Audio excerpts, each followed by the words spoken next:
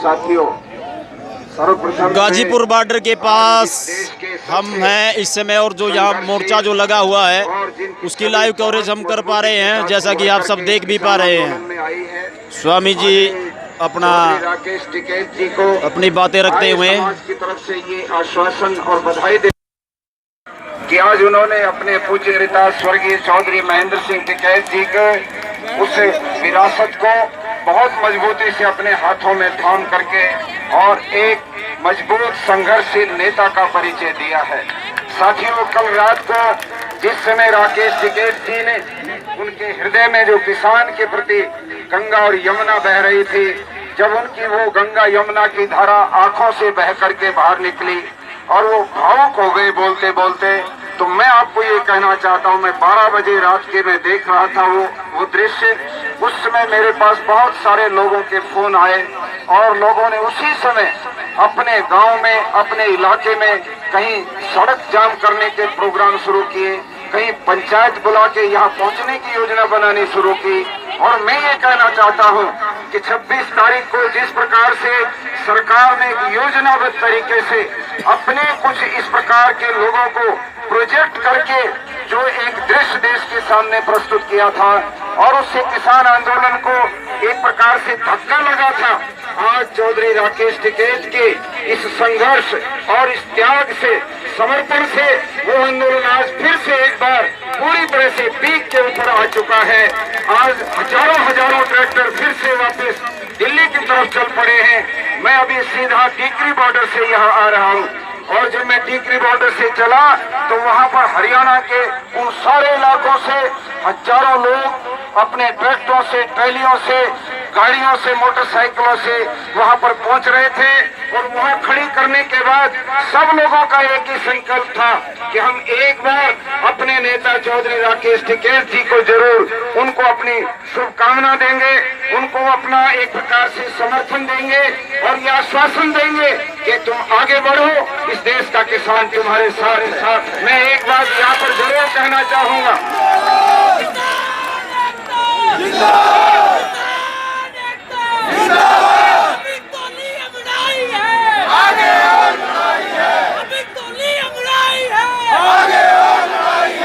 साथियों, मैं एक बात आपके सामने ये कहना चाहता हूँ, हमारे देश के संविधान ने हर नागरिक को, हर व्यक्ति को ये अधिकार दिया है, मौलिक अधिकार दिया है कि वो इस अपनी आवाज को उठाने के लिए आंदोलन करे, वो धरने प्रदर्शन करे, वो जुलूस निकाले, वो रैलियां निकाले।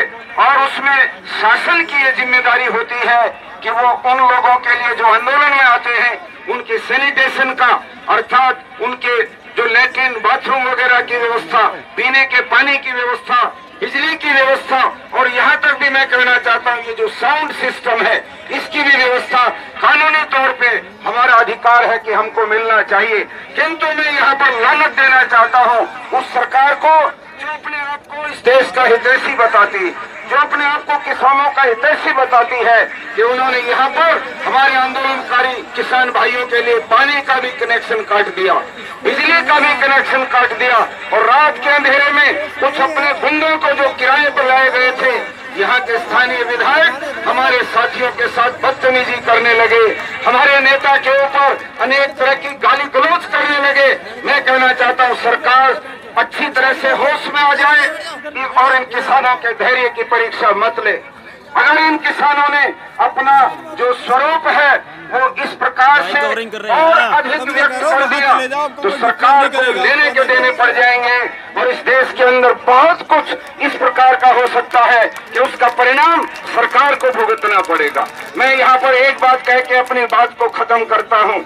किसान पिछले महीनों से संघर्ष कर रहा है, पूरी सर्दी उसके सिर के ऊपर से उतर गई, लगभग 150-200 लोग अपने जीवन की आहुति देकर किसान भाई इस दुनिया से चले गए, शहीद हो गए, और इस सरकार के कान पे जून ही रेंग रही है। हमारे देश के प्रधानमंत्री अमेरिका में अगर 4 आदमी मरते हैं तो उनके लिए संवेदनाएं भेजते हैं, और यहाँ पर बैठे हुए किसान जो सर्दी के कारण से, मौसम के खराब होने के कारण से उनकी मौत हो जाती है, वो शहीद हो जाते हैं, एक सही जायज मांग के लिए उनके लिए एक भी शब्द इस देश की सरकार के किसी नुमाइंदे ने, किसी मंत्री ने, किसी अधिकारी ने और स्वयं देश के प्रधानमंत्री ने नहीं बोला। इससे बड़ी लानत की बात और क्या हो सकती? किस बात के लिए वो किसानों के अपने आप को हितैषी बताते हैं? इसलिए साथियों, ये आंदोलन चलेगा। हमारे तीनों जो हमारे ऊपर कानून थोपे गए हैं वो वापस होंगे, और भी जो मांग लेकर के किसान चल रहे हैं वो पूरे होंगे।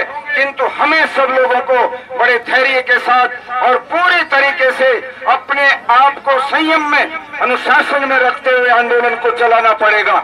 ये सरकार हमारे बीच में फूट डालने की बात करती, कहीं जाति का नाम ले रहे हैं, कहीं मजहब के नाम से हमको लड़ाने की बात करते हैं। इसलिए हम सोच लें कि सारे के सारे तरीके जो सरकार अपना रही है, इन तरीकों को हम पूरी तरह से रद्दी की टोकरी में फेंक दें। आज कई जगह पर 20-20, 50-50 लोग किराए पर ला करके आंदोलन के खिलाफ नारे लगवाए गए हैं।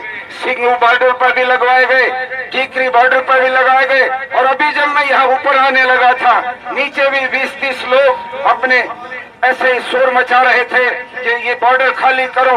ये 50-40 लोग जिनको पैसा देकर और सरकार की पार्टी इन किसानों के खिलाफ ये जो इस प्रकार की चीजें कर रही है, हम ये समझते हैं कि वो जानबूझकर प्रोवोक कर रही है किसानों को कि ये थोड़ा गुस्से में आए और गुस्से में आकर कुछ ना कुछ ऐसा करें जिससे कि लोग आपस में भिड़ जाएं। किंतु हम धैर्य के साथ ऐसे लोगों की अनदेखी करें और अपने आंदोलन को आगे बढ़ाते रहें।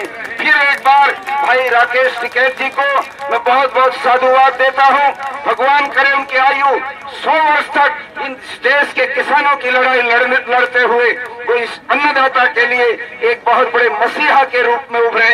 इन शब्दों के साथ आर्य समाज का जो संगठन देश विदेश में है, उस पूरे आर्य समाज के संगठन की तरफ से इन किसानों की जायज मांगों के लिए हम पूरा समर्थन करते हैं।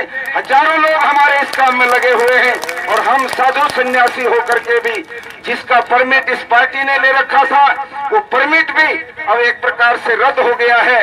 साधु किसी के बपोती नहीं है। मैं तो देश के सारे धर्म गुरुओं से भी कहता हूँ, जो बड़े बड़े हमारे मंडलेश्वर हैं, शंकराचार्य हैं, उन सबको भी कहता हूँ, आओ ये धर्म युद्ध है, ये महाकुंभ हो रहा है यहाँ पर, यहाँ आने से पाप कटेगा, कहीं दूर जाकर के नदी में डुबकी लगाने से पाप नहीं कटेगा।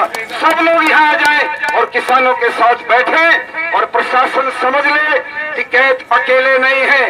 टिकैत के ऊपर अगर उंगली प्रशासन की उठी तो सारे देश के अंदर एक बहुत बड़ा एक तरह से विद्रोह खड़ा हो जाएगा, और इनको मुश्किल खड़ी हो जाएगी कि कैसे उसको नियंत्रित करें। इन शब्दों के साथ बहुत बहुत धन्यवाद, बहुत बहुत साधुवाद। मेरे साथ एक नारा लगाइएगा, किसान एकता, किसान एकता, किसान एकता। धन्यवाद। साथियों, आप सबसे दरख्वास्त ज़्यादा से ज़्यादा हमारे वीडियो को लाइक करें, शेयर करें और चैनल को सब्सक्राइब करना ना भूलें। धन्यवाद।